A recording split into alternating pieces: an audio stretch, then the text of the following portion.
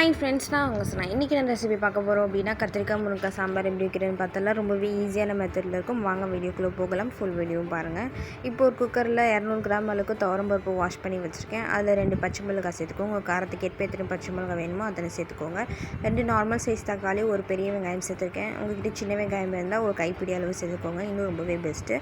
1/2 table spoon மஞ்சத்தூள் சேர்த்துக்கலாம். மஞ்சத்தூள் 1/2 டேபிள் ஸ்பூன் போட்டாவே போதும். 1 டேபிள் ஸ்பூன் சமையல் எண்ணெய் ஊற்றிக்கோங்க. 1/2 டேபிள் ஸ்பூன் சீரகம், 1/2 டேபிள் ஸ்பூன் வெந்தயம் சேர்த்து அரிசி கழுவுல கடலை தண்ணி சேர்த்து 2 விசில் விட்டுருங்க. இப்போ சைடில் நம்ம காய் வேக வச்சுக்கலாம். கத்திரிக்காய் முருங்கைக்காய் வாஷ் பண்ணி தண்ணி ஊற்றி வச்சுருக்கேன் தேவையான அளவு. 1 டேபிள் ஸ்பூன் மிளகாத்தூள், தேவையான அளவு கல்லுப்பு போட்டு கேஸ் ஆன் பண்ணிக்கலாம்.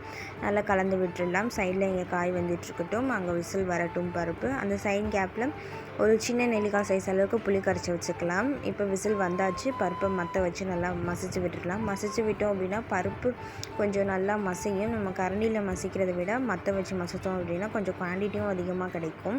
இப்போ நம்ம வேக வச்சுருந்தா காயை எடுத்து சேர்த்துக்கலாம். பருப்பில் சேர்த்துக்கோங்க. பருப்பில் சேர்த்து நல்லா அதையும் கலந்து விட்டுருங்க. கலந்து விட்டதுக்கப்புறமா நம்ம கரைச்சி வச்சுருந்த புளியை சேர்த்துக்கலாம். தேவையான அளவு தண்ணி விட்டுக்கோங்க. நான் 1/2 செம்பு அளவு தண்ணி விட்டுருக்கேன். நல்லா கேஸ் ஆன் பண்ணி நல்லா கொதிக்க வச்சுருங்க. இந்த சாம்பார் நல்லா கொதிக்கணும். இப்போவே தேவையான அளவு உப்பு காரம் பார்த்துக்கோங்க. இந்த அளவுக்கு நுரக்கூடிய அளவுக்கு கொதிக்கணும். இப்போ சைடில் இறக்கி வச்சிடலாம். இப்போ நம்ம தாளிக்க ஆரம்பிச்சிடலாம். ஒரு பேனில் ஆயில் விட்டுக்கோங்க. கடுகு உளுந்த பருப்பு, 1/2 டேபிள் ஸ்பூன் சீரகம், 1/2 டேபிள் ஸ்பூன் வெந்தயம் சேர்த்துக்கோங்க.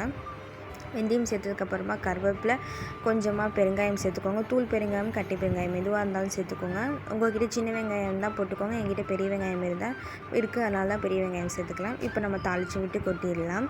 தேவையான அளவு கொத்தமல்லி தூவி இறக்குனீங்கன்னா கத்திரிக்காய் முருங்கைக்காய் சாம்பார் கம்மன்னு ரெடி ஆயிடும். இதே மாதிரி நீங்களும் ட்ரை பண்ணி பாருங்கள்.